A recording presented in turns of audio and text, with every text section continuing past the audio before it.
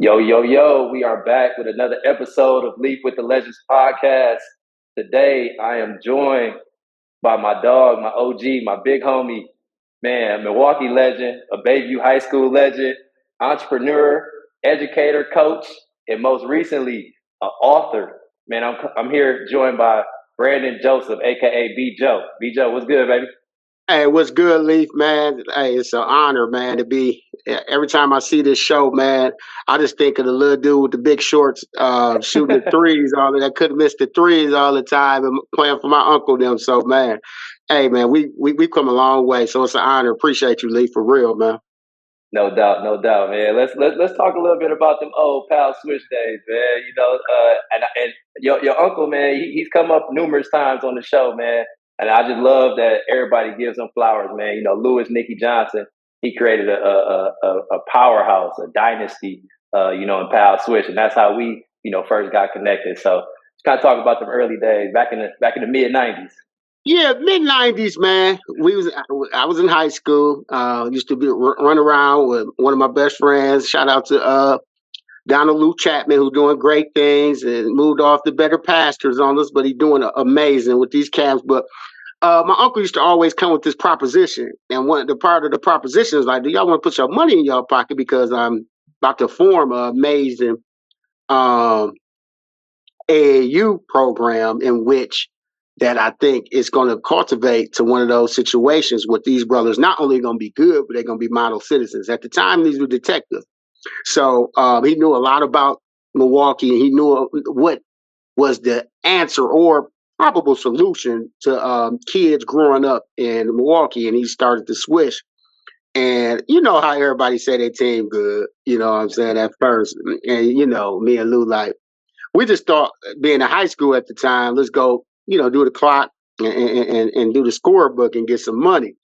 But my first time watching my cousin Matt Pre, man, Matt Goodwin, he wasn't lying. Like, I mean, he used to come home on holidays with these VHSs, and when y'all was traveling across the country and playing games, and he'll particularly talk about, he's like, but it's this little one, last name Alameen, man. I mean, a lot of people ask me why did I have him on the team, but once you see him, he has the heart of a lion, man, can shoot from any range, man. You're gonna see why we have him.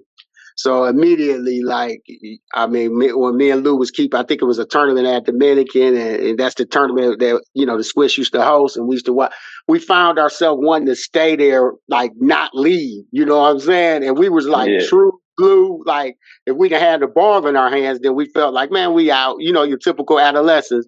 But we found ourselves like real life not wanting to leave watching that group. That group was more than special, as you can see, as a lot of y'all have went on to be, some amazing adults. So, Nick, what's up, BJ? He gonna be a part of it soon, man. Hey, But, it's all good. It's all good. but yeah, most definitely, man. I think that's where it started. I met you. I saw, met all of you guys, and I knew you guys' personality. I knew your strengths. I knew your weaknesses. We were early. Me and Lou, we weren't the best basketball players, but I tell you what, our IQ was top tier. So watching y'all, we can depict. I'm like, he gonna be this, and he gonna be that. So we depicted the team. I listened to my uncle, and it was a marvelous time to be alive, man. Like watching y'all in that switch. So those are golden times. So that's how we connected ever since, man. I mean, I think I went to college when y'all won state. I was in college when y'all won y'all back to backs, but just remember, following y'all growing up and to all the way into now, man. Just really, if I don't have the opportunity to say it during this pod, but I'm really proud of that whole group and always gave homage. Nobody from that group never. And my thing is, we don't ask for it, and I'm a firm believer in. I mean, let other people talk about, your success and things like that. So it's my turn to talk about you guys' success and how I'm proud of each every one of y'all in the direction that y'all went. My uncle Nicky had a vision, and is actually is coming out, and we see it before our eyes right now with you guys. Man, that's deep. That's deep. No, and I appreciate you. But so I mean, I know basketball played a huge, or still is playing a huge, influence in your life. But like, who was the first person to put the ball in your hands, and how did you really get into it? Man, that's a great question, man. the first person, once I saw interest in basketball, Leaf, my dad had me, go and work on some things that he knew I was going to need. Shouts out to Kenneth Joseph, going over to Silver Spring Center. I'm not center, but Silver Spring School. Actually, it was a high court if you go up there. And he had me work on my like left and right and floaters and things of that nature. So it's in different tiers because I can't really just give this sole direction. I mean, this sole uh, responsibility to one person in regards to who made me like the guy. I think we talked about one person. It came really swaggy and influential for my uncle. He was top tier. He's a Hall of Famer. At his colleges that he was at, his Hall of Famer at Dominican, and he made it look good. So I'm like, man, if basketball looks this good, if he's receiving this because this much love, man, I might as well participate in this sport. And then, after seeing my uncle and going to his games as a young kid, the next person who actually I won't even say, but I think it was about a committee growing up on cross street from your school, 4180 North 17th Street. Shout out to Rufus King neighborhood. Shout out. That neighborhood up there, man, produced so many unhidden gems, man. And I think we all, as a gateway and as a passport to not doing just violent things, we picked up a ball and we went around the corner to E.L. Phillip. And each person, whoever woke up first, shouts out to the, Antoine Coleman's. His name is Coco. That's Lou's brother and their family, Tommy, Mar. We'd take turns riding our bikes and things of that nature. And we play 1-on-1, and our moms and our families would get at us because it'd be dusk to dawn. Like we'll literally wake up at 8, 9 in the morning and won't come back home to 8 or 9 at night. And that's because we were in the neighborhood, making each other better, doing things that was productive and being kids. So if I was to I can't name just one person. My peers, Nikki made it swaggy. My dad encouraged it. Mom's was the biggest supporter. So it was a committee, definitely, man. So, and of course, I'll be, remiss not to mention, Dale and Vic from the Running Rebels who came and got us from Phillip. What you guys doing? Come with us somewhere. We went at that time. It was called the Lighthouse down there on North Avenue, and we like, man, this is all good. Having, at that time it was boys workshop sessions, boys demand, and things like that. A lot of discipline, rites of passage type of things. But we just wanted to hoop. We thought they was just picking us up to hoop, but we ended up hooping, and they ended up, taking it for what he is today. Just spearheading us, molding us, and staying really involved in our lives. Dale Williams and Victor Barnett to that day. So, I mean, that's the whole committee. I know it was a lot. That was a smorgasbord buffet full of people who made basketball really influential, but that's where it started at Leaf. So I'm glad you answered it. I'm glad you asked that question. Yeah, no, for sure. And I mean, that's what we see, right? Like it takes we hear the saying, but it takes a village, right?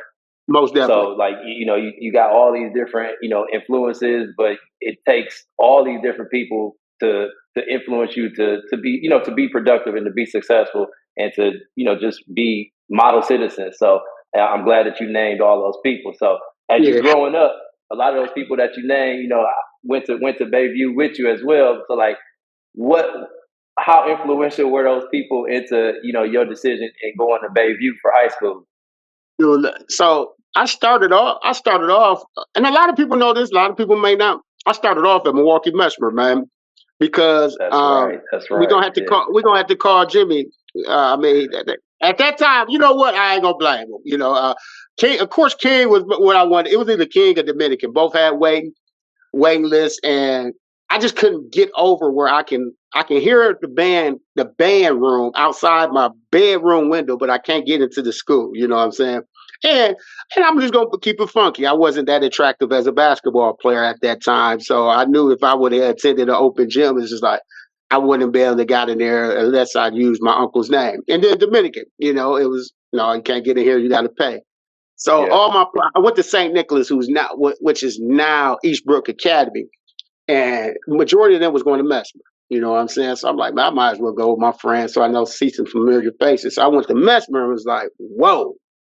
Like, I didn't think it was the athletic powerhouse. I didn't know nothing about the enriched historic history of athletics and the culture of academics over there until I went over there. So the standards was like, hey, you're gonna do your work, you're gonna behave. You know, shouts out to Brother Bob, Mr. Monday. Now they made sure that they held that school down, and it was a well-oiled machine the way it was ran. But when I got over there, Sanjay Adele was a senior coaching at Brown Deer right now.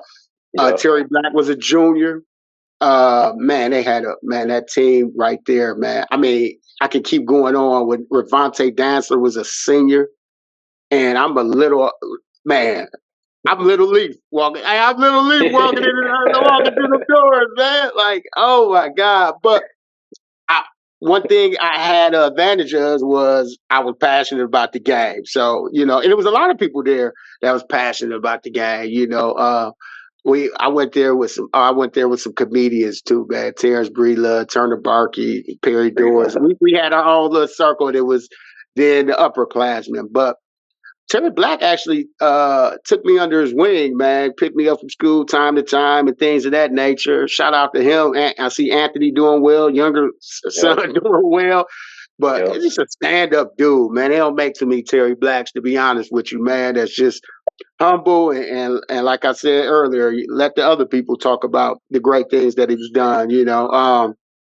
But I was like, whoa, like, you know what I'm saying? Like going to Mesmer in regards to like some of the expectations there, especially academically. So at that time, I would say about sophomore years, Leaf, Bayview was on the rise. It was a couple transfers that happened. Quincy Young went there from Tech. Zarif Alameen went there from Washington. And they started, they can say, they always said, we're the proclaimed starters of that transfer stuff, you know, to make it back looking good again, you know. So, and they were doing good. They were winning. I remember going to a King game, Zarif versus Mike Wilkes.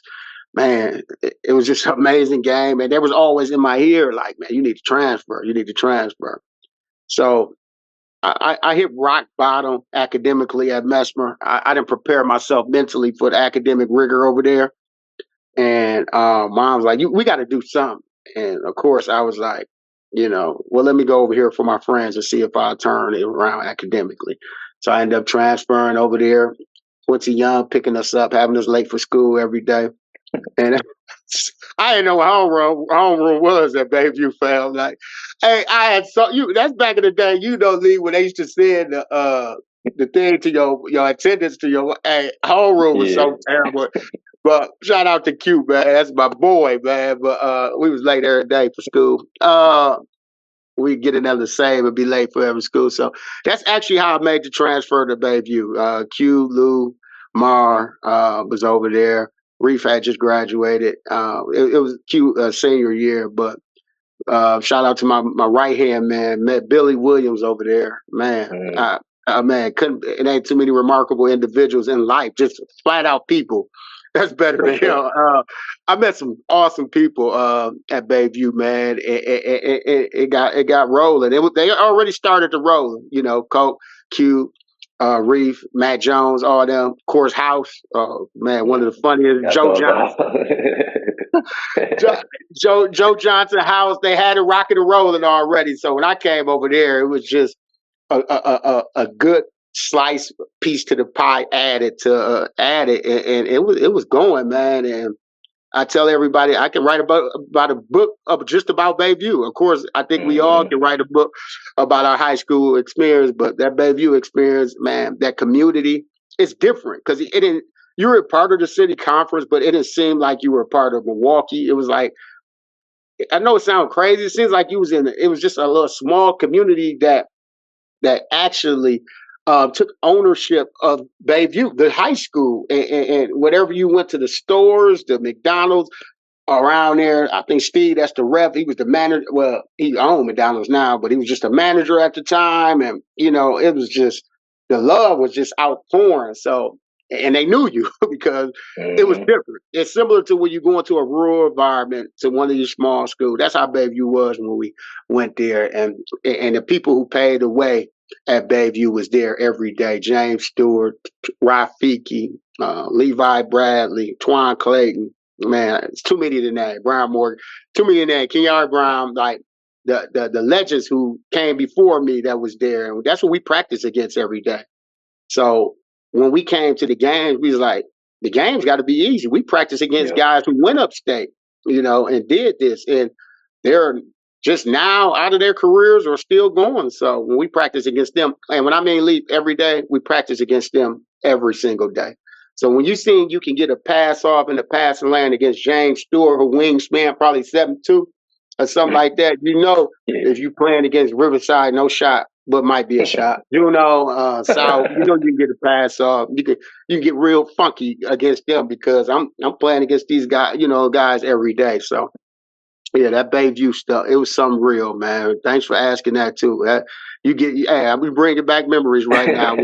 We ended up getting a transfer. I don't know how it happened, but Deontay Moses went up state with Washington his first year. Came to us, his sophomore year. It was, man. No, he came to us his junior year. I think his junior year Tay came to us because I could have came back and he was a senior. I think he was a junior. Either way, thank you, Washington. Thank you, thank you, Jim Gordon. Thank you, Milwaukee Washington.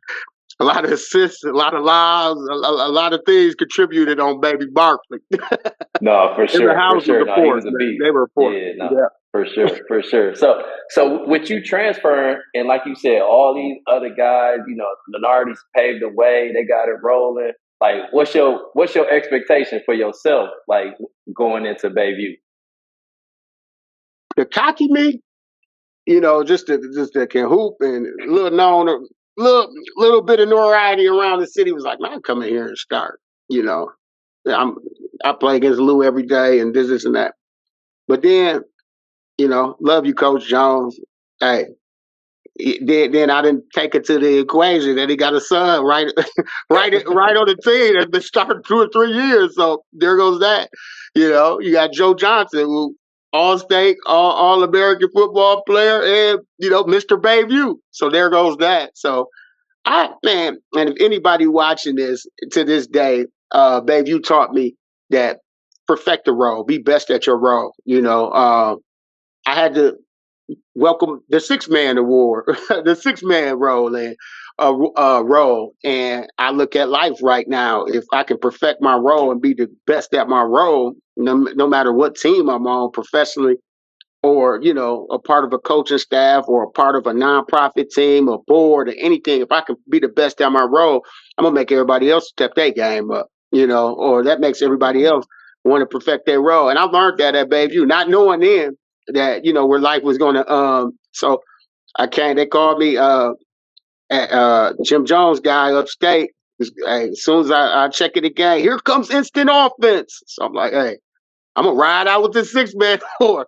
Though I started a lot of games due to Joe injury and things of that nature, but I in my head it was like, man, I'm a 6-man. I have to accept this, and that early acceptance in life got me prepared, where I didn't know that would actually benefit right now.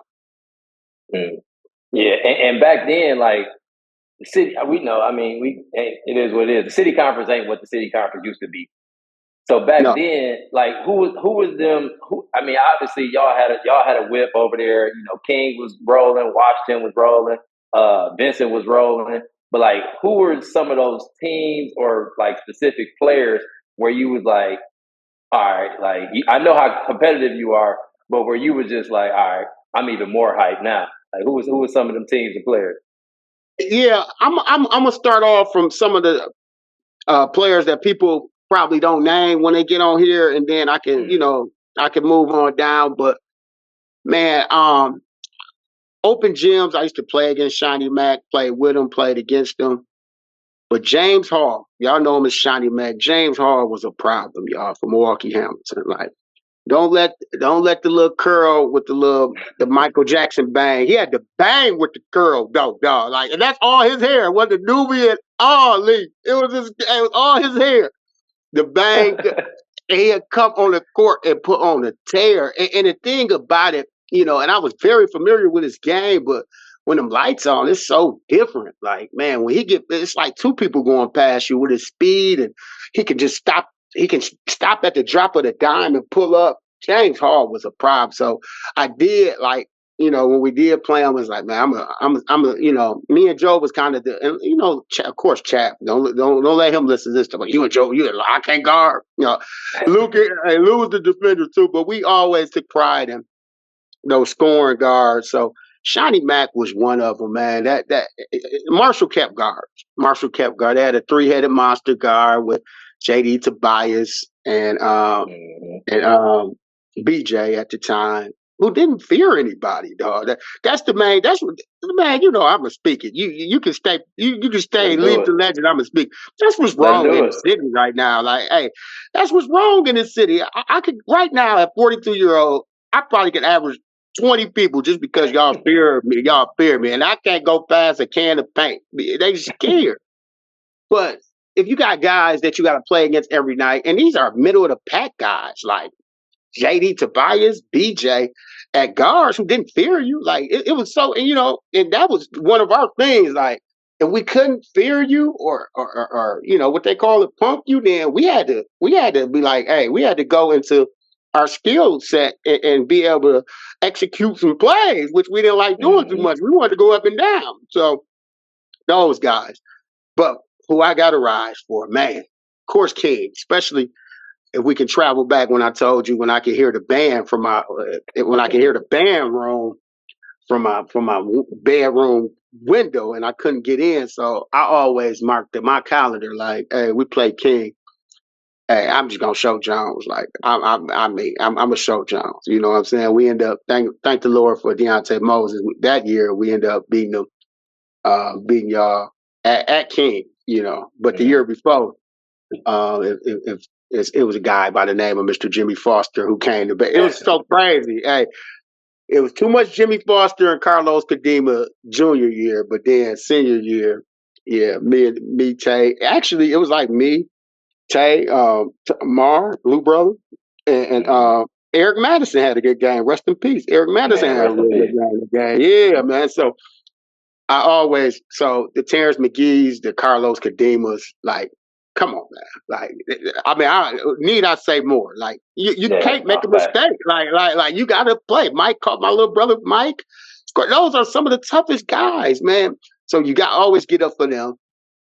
Vincent, of course, who had that aura to this day. Shout out to G Highshaw, man. They always got the aura. We Vincent. What's happening? Like, you know what I'm saying? Similar to like, when Will used to play for, like, they had a bunch of Will Smiths from Fresh Prince of Bel-Air. They had a team for the Will when he was hooping for Bel-Air Prep. But hey, rightfully so, though. You know what I'm saying? So they gave us our only loss about our senior year, but you had to play. Jay Wright. Oh my God, man! It's just you got me thinking. Like, man, it's just one of those things where when you play against those guys and they're and their not only their skill level and their athleticism, but their mentalities was just like yours. So what could you do on the court to separate yourself? And it was, man. But even with King and I think we were a three-way tie at that time. Us, King, and Vincent. It's just Washington. This perfect. I don't care what juniors from junior to senior year when I got that's what was highlighted. Like, if I had to pick, it was Washington.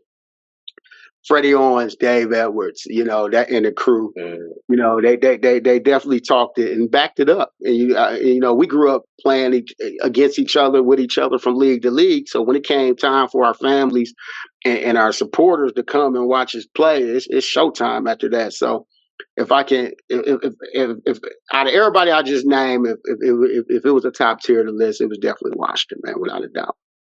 Gotcha. No.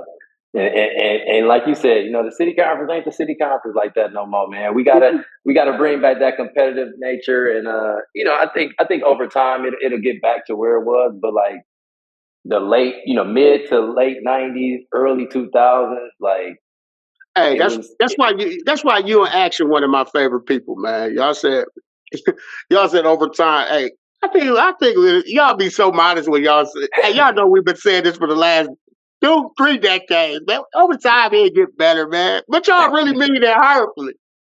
Y'all know I'm a speaker today, man. It ain't getting no better no time soon.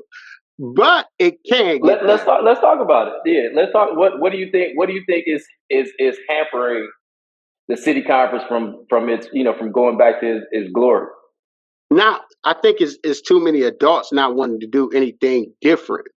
Like Mm, they're trying to lead programs and continue the way. Like I know that when I go out this tunnel, I got Leaf and Pre in the backcourt, Matt in the back. No, ain't no more Leaf and Pre. Like mentality wise, yeah. Some of these guys I always say their skill level, yeah. I mean they can play, but mentality wise, and when I speak of mentality, ain't just athletically, it's course character, most important academically. And my thing is we putting guys on the court riding out, telling guys that can't read they code. You can't read, man.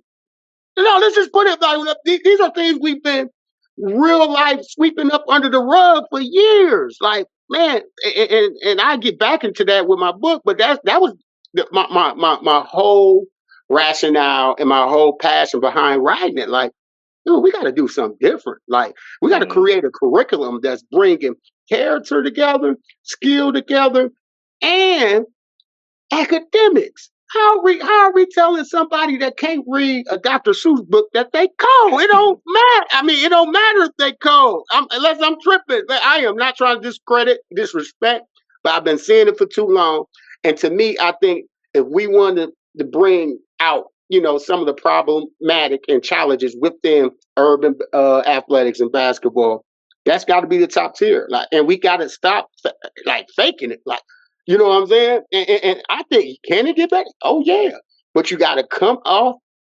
We got to come off these things that when you win at state or in the Olympics and they put you on I forgot what those things called, but let's the pedestals. come off these pedestals, man, Yeah, and face the fact that I want to put the same time and effort than I do trying to put my offense in, then trying to make sure that this guy gonna get this on the ACT or this guy gonna be able to get this, so he ain't got to worry about mom and basketball scholarship because he knows 7 or 8 or 9 other people that's on the same team fighting for the same scholarship. So without without any more words, man, I think that's the problem. Now I got way more confidence, and just think if academically and I ain't getting suspended, put out, and I'm being respectful to the building, and I can hoop, man.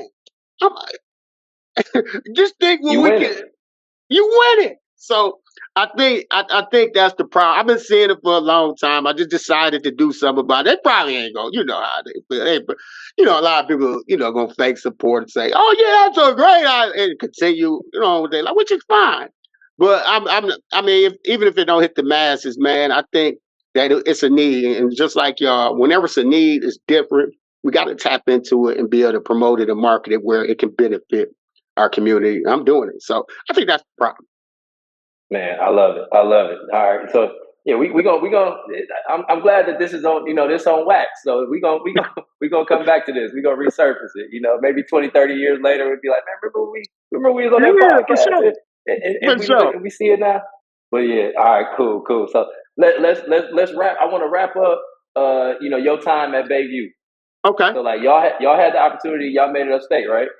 Yeah, we were I was a missed 3 away from probably grabbing a gold ball as a player. Be honest. Hey, if I had somebody like me with the mindset that I have now, I probably would have hit it, knocked down. Instead of I'm shooting the ball, I'm thinking of all the wrong things. If I hit it, what's about to happen? Because basketball psychology is Yep. live, and I'm thinking about, I'm about to be the man, go back to school, but that mug taller bowl out had to foul Teron Barker. He knocked both of the free throws. We threatened everybody in his family. He couldn't be. He knocked both of them down. The goal ball go back to Racine. And I think the momentum, and not to blame Coach Jones, but he ended up making ESPN that game too. I don't know if you remember. Was that the infamous steal? That was a steal, yeah, man. But That's when y'all had I that. think we That's when y'all still had that 6-man trap. mhm. Yeah, we still could have battled back, but it was a momentum changer. But yeah, man, they just wanted it more than us. But to be honest, as the farthest Bayview has ever went, you know, I'm not a believer in participation trophies or silver balls. Well, I shouldn't say that. I don't want nobody. That'd be the first thing you begin phone calls saying, "Be joking, but man, we got all this. You talking about no, no." I mean, let me rephrase it. Achievements are good. Second place, it's good, especially if you're making history with second place in silver balls and what I'm saying, things of that nature. But I just don't. I think if we give the notion that, oh yeah, well yeah, you guys, you're runner ups, then our kids and our athletes will get a sense of complacency, and no, it ain't like. I remember to this day, we got the medal. Me and Lou tossed our medal so far in the river. I don't know where my upstate little medal at.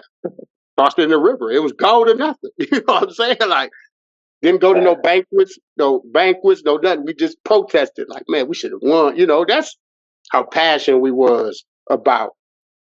So no, yeah, definitely ain't disrespecting nobody. No, achievement is achievement, especially if you repping the city and working hard every day in that gym and in that classroom to do it. But I just don't want us to get used to being consistent with getting that messaging to our kids. Like, oh, you guys, just Johnny, you're almost there. No, bro, y'all didn't do it. You know what I'm saying? I feel Like, you. I feel you. my little homie Pre, hey, he's so crazy. Hey, he told me to this day, dog, when we won it, because up until then, he treated me some type of way. Like, I can't talk to you, you ain't won a ring yet, or whatever. Then he came to me and said, now when we won it over at this, now I can Yep. fist up with you. You know what I'm saying? Yep. But it's the truth. I mean, that's his mentality. I mean, I love winning. I love winning. So I understood where he came from, and I couldn't even take it like that. No, facts. No, that's something. I mean, the winter circle is something special. It's something And special, it's real, for sure. and it's real for sure, for sure. So, you wrap up at Bayview. You end up choosing the JUCO route. Yep, yep. With the What went orange, into that decision? yeah, good question. Didn't really take, like I said, man. Really, I mean, I was just, man. I wasn't like y'all, man. I remember academically, you particularly, and Matt and my cousin, man. Y'all, that group, going back to that switch group, y'all was off the chain academically. I was just a C student, you know what I'm saying? And I wish I had a me back then that can push me to be able to, the same way I competed on the court, I competed in the classroom. But so I ended up having to, and JUCO was really popular back in the like late 90s, early 2000s. Like, just go to JUCO, dog. You're going to play against all the D1s and D2. And they were right. Um, so I ended up going on. I think somebody made a call to somebody because I actually tried to appeal because I got an early birthday, September birthday, so I went to JUCO. I had just turned 18, or I was 7. I might have been 17 in JUCO. I got to do the years. Well, I went to JUCO 2000, 2080. I got to do the math, but Mhm. I was young. I was young, so I'll try to get another year. WIAA, they act like they heard the case, man. That went so quick. They denied me so quick. So I ended up going to JUCO like around that November of 2000 or something like that. And man, it might have been like the breaking point of my life, man, because you got to think until then, it was like one of those situations. I heard about JUCO, but you really got a man for yourself. Like, you out Yeah. here in the middle of nowhere. I had Toledo. I was out in Northwood, Ohio. Toledo was like 15 minutes away, but still, I'm away from home. First time away from home for a long period of time. I got the harsh demands of being a student athlete, keeping up books, keeping up a house, washing, just doing the whole thing. So JUCO was different. It was a beast. It was an animal, and I didn't even mention none of the basketball portion yet. That Owens, when I got there, they just had a point guard that had got hurt, so they needed another backup point guard. Like, he was out for the season. So I got there in November, December, and they was telling me they were ranked like third in the country at that time. And I took a visit out there. I'm like, oh man, they was legit. And I mean, if I could fast forward the story, I mean, that first year on, out of the 12 players, 7 went D1, easy. You know, we ended up making the nationals that time. I got some playing time, and I ended up, you know, I went through some definitely some hurdles in JUCO because I physically and mentally I don't think I was prepared, but it matured. You either was gonna get down or lay down. Matured me real quick. Had some great battles, you know, against some good competition in that OCCAC. That's the Ohio Conference. Man, and then you know to make it to nationals, you had to play Michigan.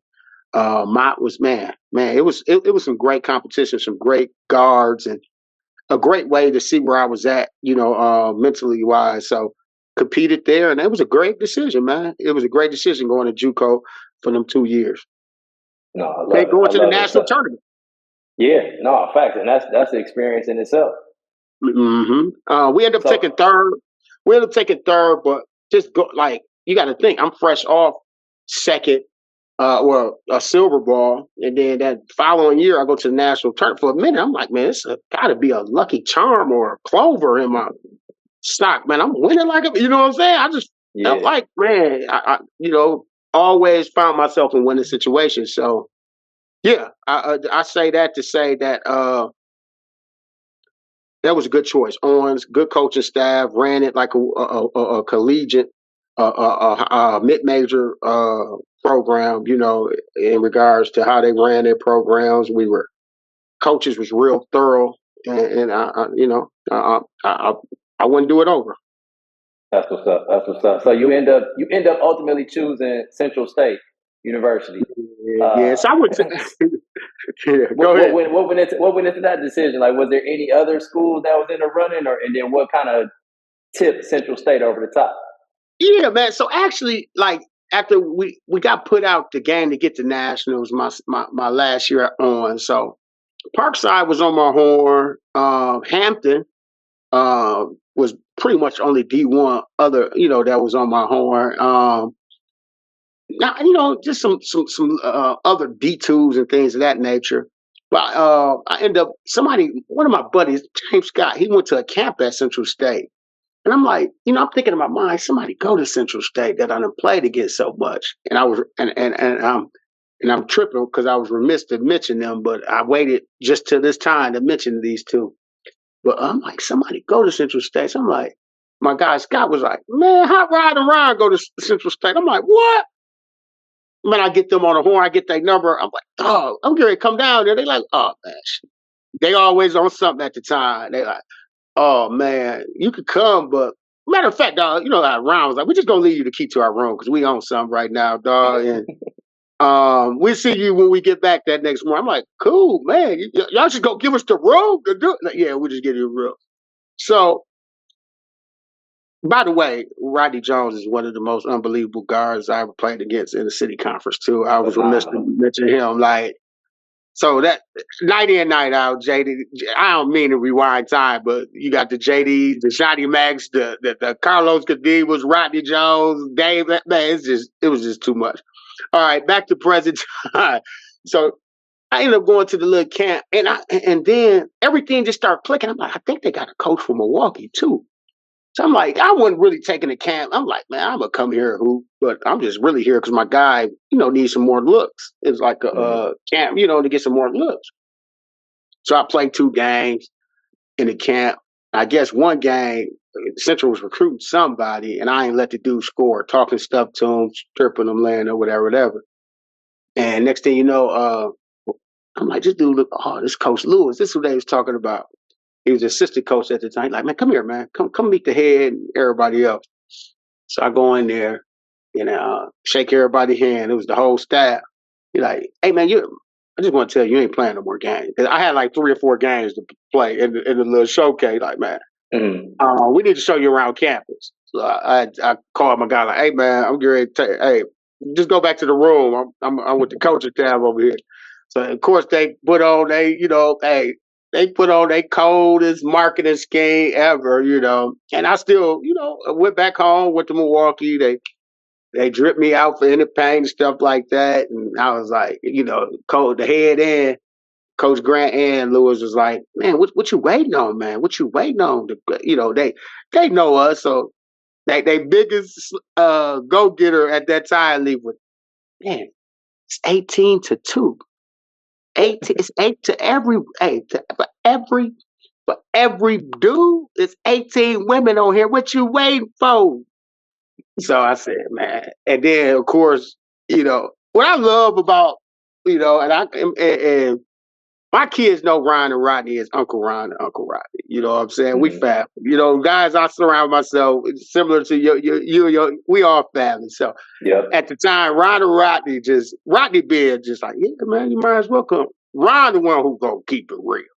Rodney gonna be modest and try. Ron like, I'm gonna be honest with you, D dog. He told me like the week before, I don't know why they offering you, dog. We loaded at the guards, dog. One dude, All-American. We got Rodney coming back. Another dude from Dayton. But, hey, man, if you want to come, man. And I didn't even know Ryan like that at this time. He just kept it real, dog. That's why I love him to this day, dog. So I was like, hey, man, give it a shot. So that's what got me in the doors. That little camp I went to with my guy. He was trying to get some more looks, and Doug didn't let me hoop no more. And talking to Ron and Rodney, I just said, hey, man, some more familiar faces I can go to school with. And I was familiar with the Ohio area, too. Right. So needless to say, you enjoyed your time at Central State. Hey, I think the experience,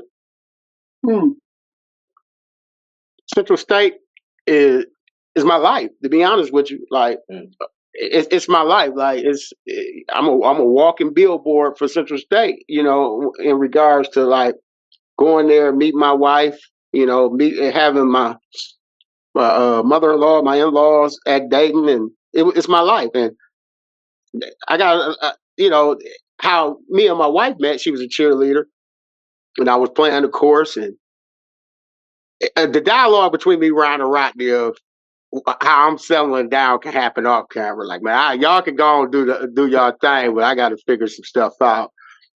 That can happen off camera, but I was mature enough to know that in this everybody chasing the same goal in this amazing environment and culture of the HBCU that we was in. Like, I mean, I think if you ever had ambitions of taking a relationship to the next level, you probably should pursue somebody that's, going towards the same goals that you're from. So that's what happens. So when I say I'm a walking billboard for Central State, met my wife. Of course, we have two amazing kids, and then the whole collegiate and the culture of it.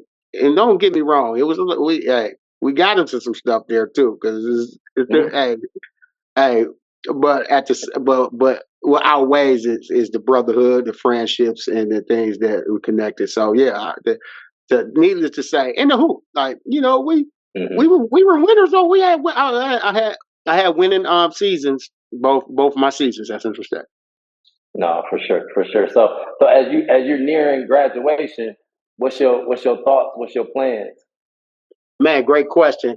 Even so, when I went to Owens, I was I majored in criminal justice, and then I started seeing so many of the homies, so many people that we knew that was getting just a little bit of trouble, getting locked up, and I'm like, man, I'm gonna tell them like how they gonna see me in the street, and I'm trying to, what I'm saying, apprehend them and things like that.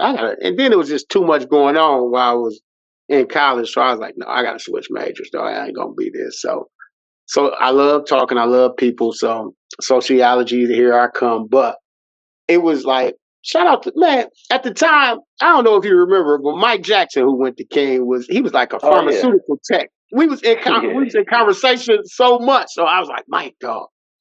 And I knew it because my mom's in the medical field. I was like, man, I know it's a cheese you can make off this, man. Yeah. When you graduate, just get that degree, come follow me, and so you can see what I do for a day. So I did that, and that never hit off, but I was like, I can do this, but do I really want to do it? So make a long story short, at the end as I was going to graduation, I was leaning towards more of giving back. And the possibility of coaching and things like that never really pierced my mind, but it was always near and dear to me if this ball was going to start bouncing. You know what I'm saying? So I didn't exclude it out the plans, but I was still thinking about like what if it is mentoring and doing things like I seen at the Rebels, people at the Rebels do that definitely was starting to resonate with me. Got. So when did you like first start getting like when did you first start like thinking about getting into coaching and education? So it's crazy how life come full circle. So Mhm. right out the gate, Lou was coaching JV, and Coach Jones had went to Marshall, left Bayview, went to Marshall. And Lou came to me, he's like, dog, you might as well just coach then, dog, since we back here, we both working for the Rebels, and the Rebels was in the building at the time, you might as well just coach. I'm like, that don't sound to have too bad, especially, y'all in the building over here, y'all know the kids, we can, you know what I'm saying? That don't sound too that bad. So I end up, going with Lou and Coach Jones and Matt, and we was coaching at Marshall High School, man, 2005.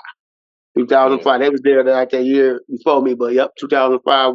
So that kind of, and it was there where I had like a freshman team that had potential, but we really we really went over and beyond in terms of our expectations because it was there where I noticed I had a gift, in Mhm. coaching. It was like extreme motivated. Didn't know too much, like to be honest with you, in terms of drawing up stuff at that time, and kind of scouting and all the whole ball of wax when it comes down to coaching. But I did have a gift of motivating and being able to take relationships and be able to cultivate relationships. So I went to Marshall and we were a winning program, from freshman all the way up to varsity at that time. So that started the coaching journey. Got you. So then, fast forward to 2017, and all of the relationships, like you said, the motivation, the learning, the teaching, the connections, all of that culminated into, you being, Division 4 WIAA state champion. So like talk about like that season and then like what you learned kind of in those 12 years from when you first started coaching to what, ended at 2017 to get that gold Yeah, ball. yeah, Leaf. I really, it wasn't many like formal goals that I set for myself in my life.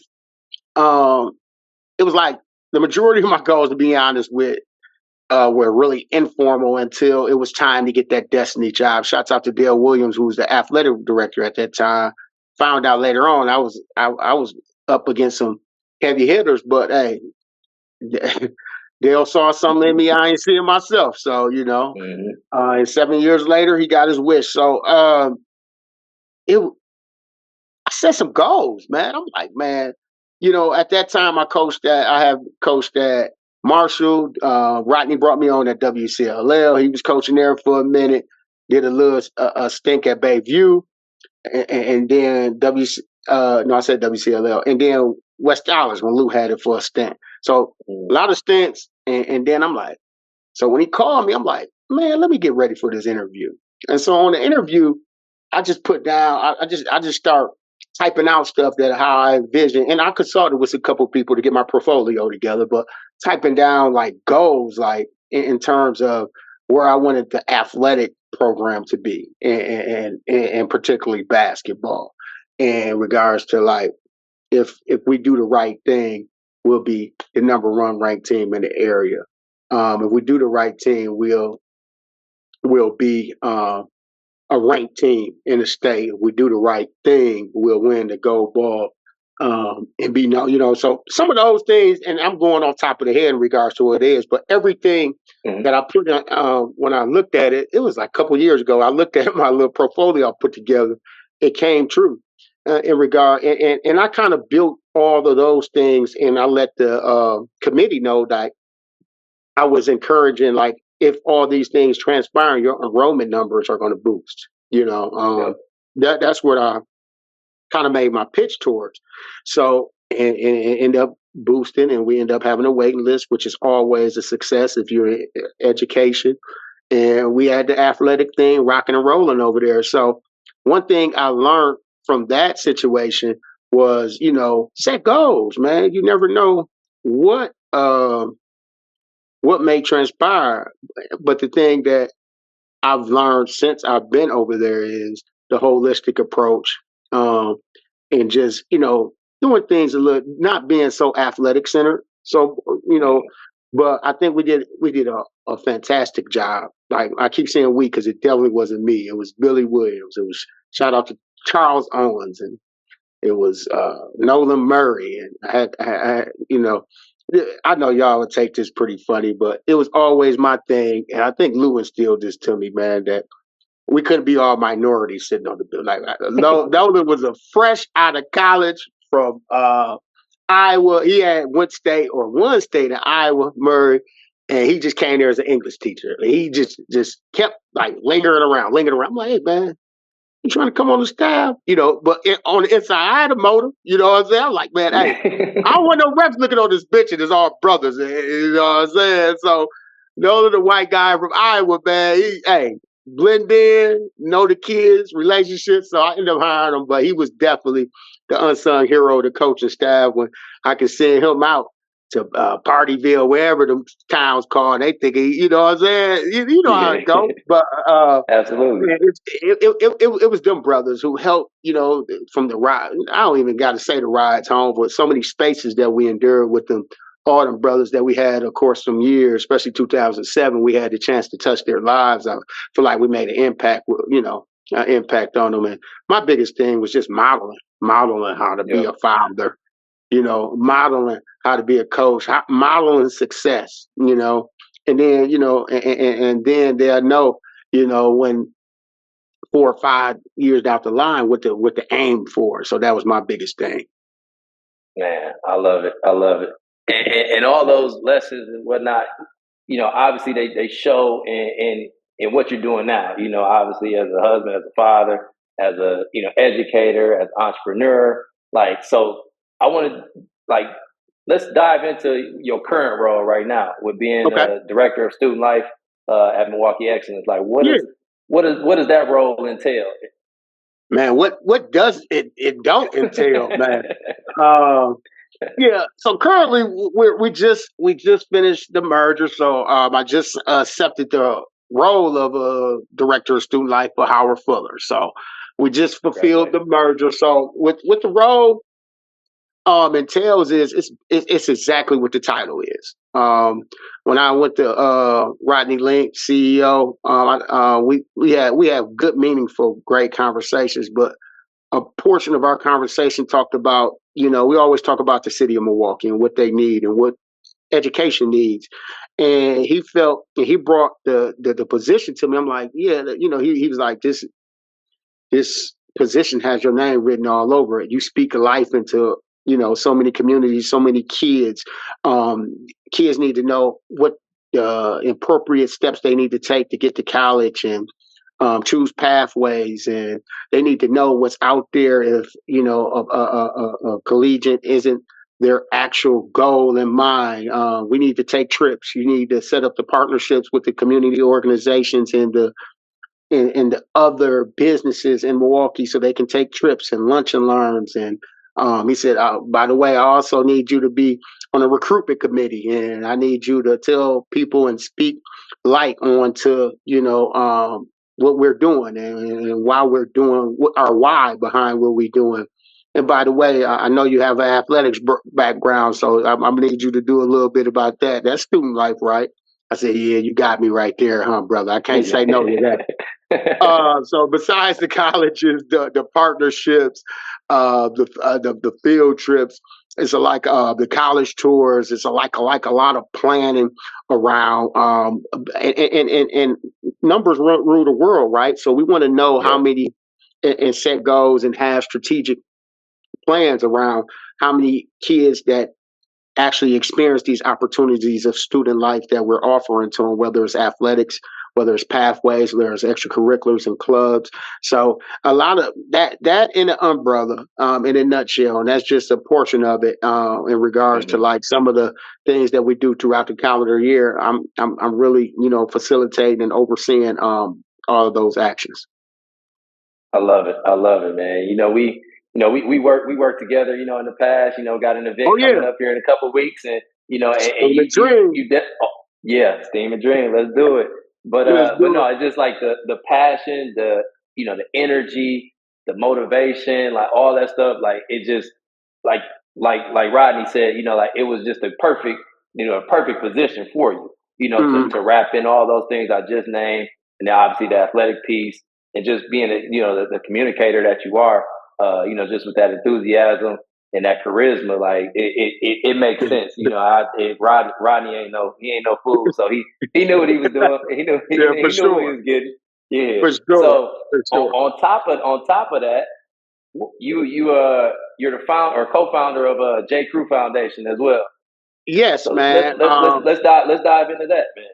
Man, thanks, man. JQ Foundation is everybody has explored a why, their why of why we're here on Earth and why do certain things occur when we're actually going day by day in this thing called life. And we actually 13 years ago, Brandon Joseph Jamar Jr. came onto this earth, and he actually earlier on in his life was diagnosed with having autism.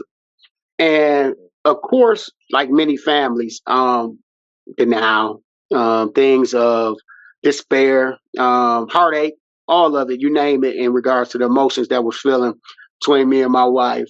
But as we consistently look for answers, as we consistently always remain visionaries in terms of how we're going to reach out and not just let anybody put this label on our son, but we want to provide him with the best resources and provide him with the best advocacy for he can live a normal life. So, which that's the goal is it's going to be days that it's going to be hard, it's going to be great days, but the goal is all the informative and all the partners and all the organizations we have not only access to those things, but we wanted to be able to combine those things and deploy those things out to our community and families who have individuals with developmental disabilities and who are on autism spectrum. So a year ago, my wife was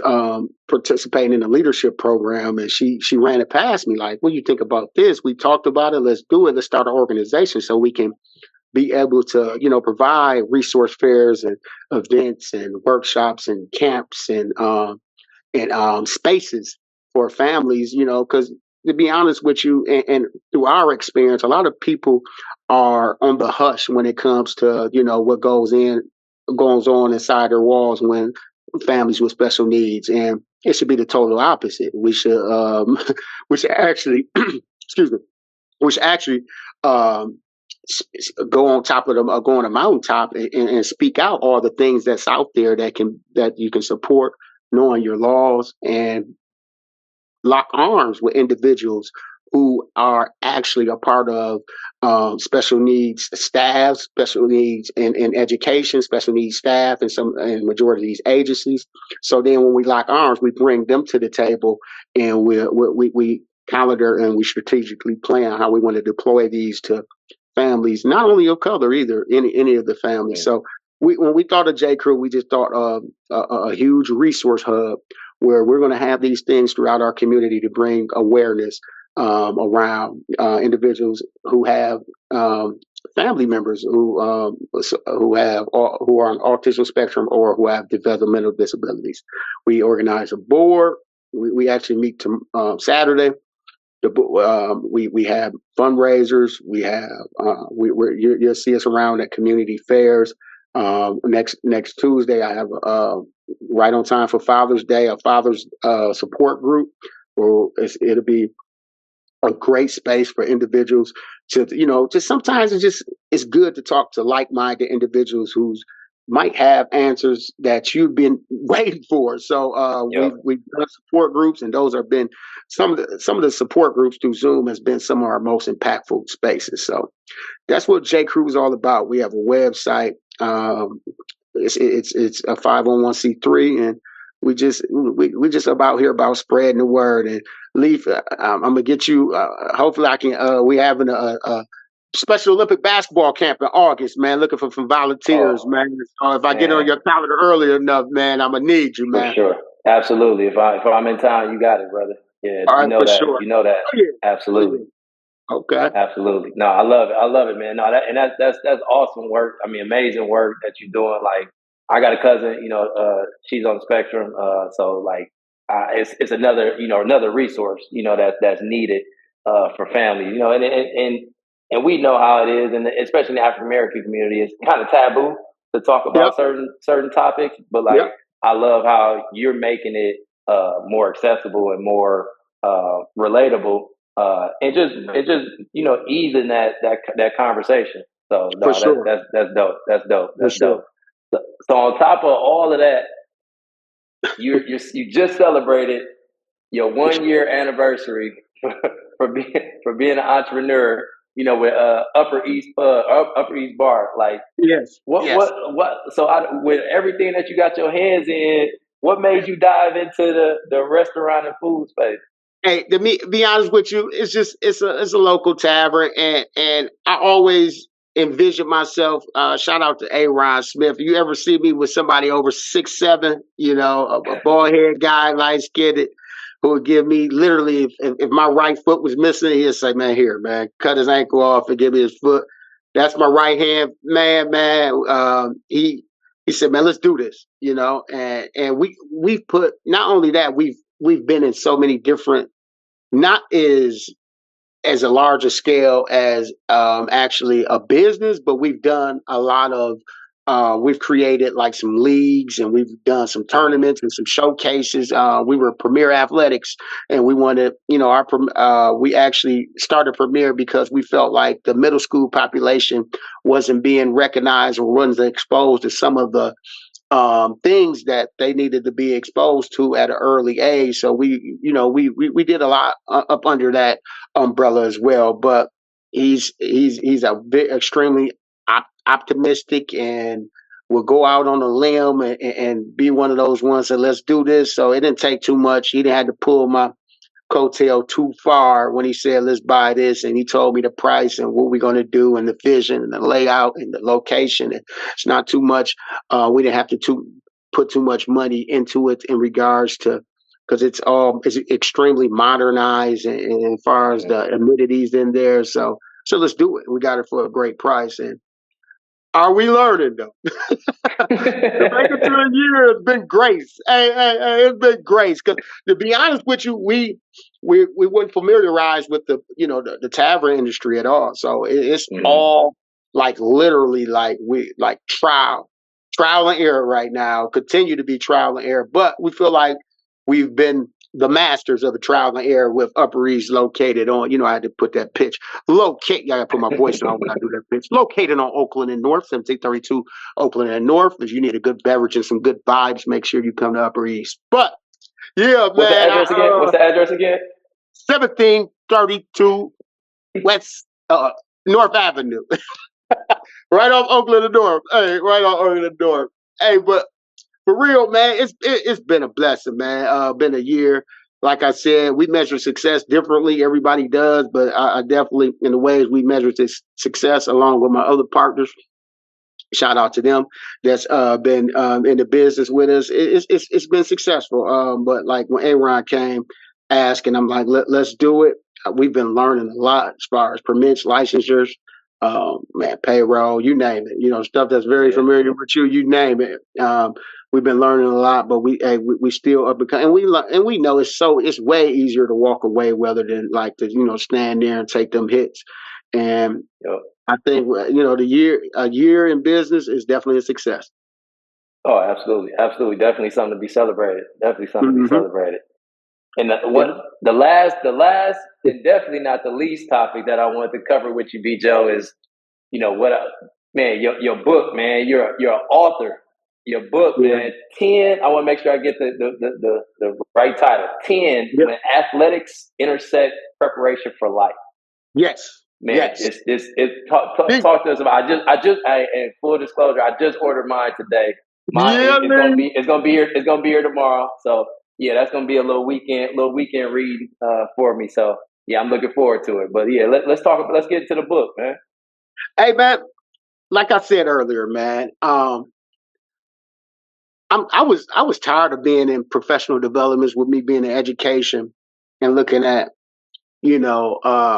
test scores, whether it's from STAR or whatever, and looking like, man, like this ain't right, So something was triggering me, and knowing majority of kids like extracurricular and athletics and things of that nature, rightfully so. But what wasn't connecting to me, Leaf, was the piece where nobody's talking about literacy and nobody's talking about how literacy, athletics, and learning the journey of life can be all combined. And now, when we setting goals and strategic plans, and we in a meeting of the minds, we can encompass all those things together. And now it can be a little bit more realistic instead of us putting a blind eye towards a certain area and then saying, but hey, we're going to win regionals, or putting a blind side to an area and say, hey, they met their IEP or their benchmarks. Like, no, this person's still at this level of reading and comprehending or English and things like that. Or this person is still trying to sneak his phone in and coming in here smelling like lime. So like it all goes together. So when I just sat back and reflected, like what would be the best solution for this, man, I just start journaling stuff and it's like, man, I'm gonna keep this, I'm gonna keep this, I'm gonna keep this. And while I was journaling, I was adding like questions to um actually answering my own questions on some of the things that I had questions about in regards to education. Then I got to thinking, like, man, how can you get the microphone? I always call the microphone like is what you're known for. Basically, how are you going to get people and how are people going to hear you out? Like, duh, basketball. So I got to like, you know what? There's so many drills that I've taught over my tenure of basketball that incorporates to life, And I'm like, man, now you're talking, Joseph. Now what you need to do is break down the drill you talk about. Put the life rationale behind the drill. Of course, they should have read that. Put some questions at the end of the chapter, and then you go from there. And that's literally was the evolution, and that was the origins of how I wanted to format the layout of 10. It basically came out frustration, but sometimes we got to carry our frustration out in ways where we feel like we not only be impactful, but you can make a difference. So that's what that's what it was. So now it's to the point where if I can throw you an example without I was about to say breaking confidentiality, but without giving too much of the book out. It's a chapter in there called wall up, and we like to use wall up as a terminology in basketball, and how disciplined you got to be. And the reason why we say wall up is so you don't get caught for a foul, but you're still effective at the approach. So it's the breaking down of a drill while we say wall up. Now I talk about walling up in life, how kids put walls up, because of things or kids or youth or grown people put walls up sometimes based upon what they're experiencing and things of that nature. But what type of wall are you putting up and what are you pulling that wall up for? It is the actual like combination that I actually use towards, bringing those worlds together. And when we think about putting a wall up in life, it can be putting a wall up for negative connotations or positive connotations. It could be a wall up in life where I'm an adolescent. I ain't trying to hear nothing you trying to say. This is me. I live in this world, me, myself, and I. And this wall is up. You're not getting to me. We've been all told. I know I've been told. I don't care what you say to me, man. I'm still boom, boom, boom, boom, boom. Or you could be putting this wall up as a distraction to actually accomplish some of the things that you need to accomplish. And then, you might chisel at that wall a little bit to see on the other side of it and say, hey, I was just doing this because of Blase Skippy. But going back to the basketball version, I know you and all the basketball gurus on here, the way we talk about actually breaking down the skill of walling up. It's literally to be disciplined and putting this wall up in it so don't nobody call a foul on you. So it's the same thing in life. So it's a bunch of rationales about that's kind of culminated with questions, and I just want to spark the brain of some student athletes of, man, like this, literally this drill, this life, this actually does go together. So when I'm thinking of that, and at the same time, they probably not realizing it, but they're jotting down, they're reading, and they're making efforts towards trending upwards in some of their reading and comprehension skills. So it's things like that, man. Like wall up, curry closeouts, man, shell. It's all the chapters are named off my whole basketball journey and drills and things like that I've done, from there. So I think it's a good read. Hey, as long as you, either way, it ain't for monetary value, but hey, if you say it's a piss poor read, hey, I got $10. Hey, hey, but you pub Upper East, man, pub where we can get where other people can get the book. Man, you can get the book from Amazon.com. Put Branden in, Branden, not O-N, Joseph. And it's another Branden Joseph out here. He's a now I ain't it's a white Branden Joseph, and it's spelled the same way as a black. The white Branden Joseph is known now. Like he got so much, man. He the GOAT of writing books. There's only one little book for the minority Branden Joseph. So go to Amazon.com, put Branden Joseph there, man. Man, definitely purchase his book. I'm telling you, I think if it was for me, if I got the opportunity, chance, and this is me outside of being, biased, just to really dissect through it. I think this is something. It's an answer that programs need around here, and like I mentioned earlier, everybody just still trying to do the same old way. And I'm sitting here like, I can't. I hate to. Well, I shouldn't say hate. I strongly dislike to keep saying this, but I think we're going backwards, calling a kid code or a 4 or 5 star kid when they barely can read and comprehend. Man, come on, y'all. You know what I'm saying? Or it's just, man, we can't put the blinders on them. I want to really put an emphasis. Like, I don't think there's bad people up here, but there are bad traits and bad principles and habits that kids pick up, and I think this book can help cultivate some of that. Man, love it, love it, love it. So with everything that you got going on, B. Joe, with June being Men's Mental Health Month, like, what are some things that you do to stay sane in this crazy world? Man, dog, you knocking it out the park with questions, brother. I appreciate that. If I think the first thing I do, man, I try to get grounded in spirituality. So I do read the Bible. I read the book because I find out I get a message. I don't care. A lot of people saying they read the book and they can't get anything from it, but it could be one little verse, one little message that I get out of it, and I let that be set as the standard for that day. Like today, I got up, I read, and the message said, "Starting a new beginning."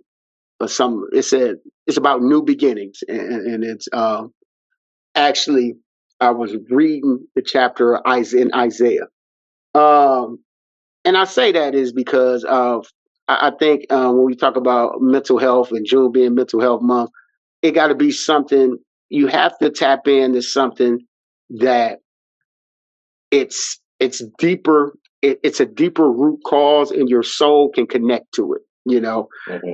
And I think if you read, and we all know what the Bible is for. Any book, it could be any book. You know what I'm saying? But if you read and you grab something from that, and then you let it set the tone for your day, then you keep going back to that thing. Like while we talking right now, I'm just thinking about new beginnings. You get what I'm saying? So I read. Another thing I do is try to get some form of exercise in. I don't know what time y'all play tonight, but we got a game tonight, so that'll be my and I just walk too. So I try to get some, and during exercises, it especially ball for us, it's a piece that always put us in a good place. Whenever, whenever, and that was like part of my problems with coach. I'm like, how are y'all angry basketball players? Like, supposed to do the opposite. It's supposed to be a sanctuary. You get what I'm saying? So it's a positive outlet. Always. So I read, positive outlet, and then next thing, do something that you enjoy to do. So it might be, like for example, lately I've been getting terrorized in 2K, but once everything is done, in regards to chores and kids and everything with my family and things like that, I really try to tap in to make sure I do something that's another outlet that I enjoy to do. So I would say reflection and reading.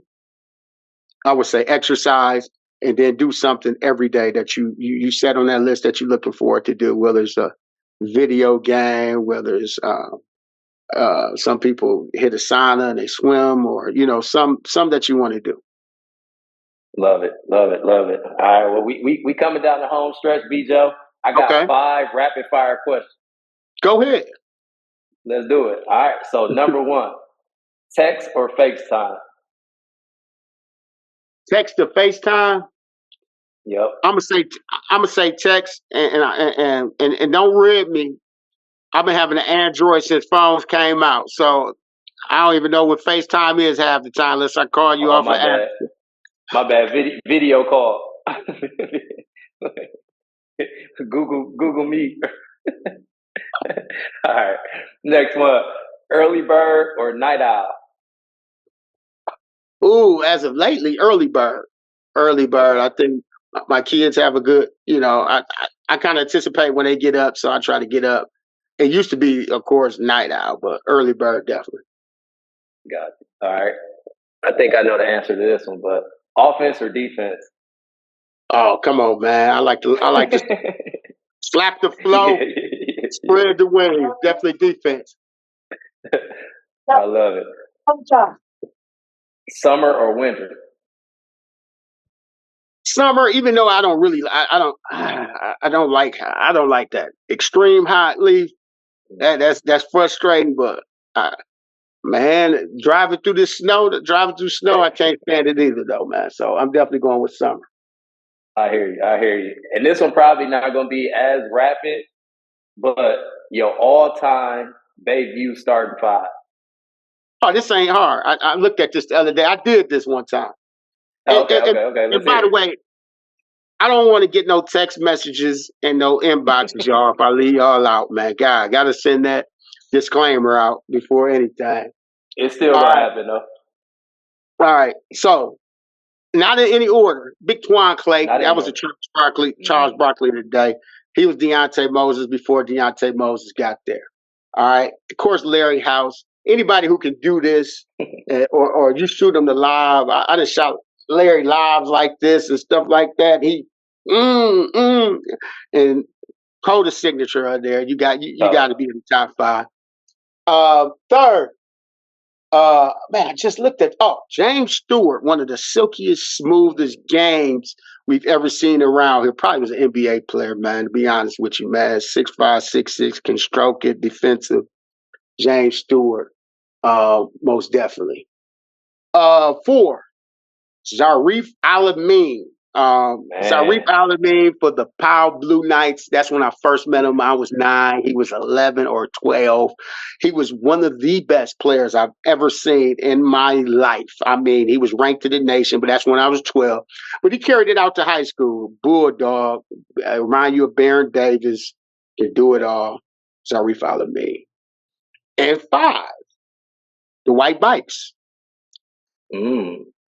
I know there's a lot of people that that could be on there as well, but I think I did a good job of mixing in the errors in there with the Yep. Dwight, the Reefs, you know what I'm saying, with everybody in there. But it's that's my 5. But I know it's a lot Got it. more. I know some people say Troy Coleman. I didn't get a chance to see TC play at all. They say Troy Coleman set the tone. He made going to Bayview kind of cold. But they say that. But yeah, that's that's your pretty much vibe. yeah, that's my 5. Hey, I love it. I love it. I love it, man. B. Joe, this has been a hell of an episode, man. I appreciate you coming on. Like I said earlier, man, I'm here with the Milwaukee legend, Bayview High School legend, educator, coach, author. Make sure y'all go pick up the book 10 off Amazon. Type in Branden Joseph, BrandenJoseph, man. I'm here with my big homie, Branden Joseph. And it's been another episode of Leaf with the Legends podcast. As always, be legendary or be lost. Peace.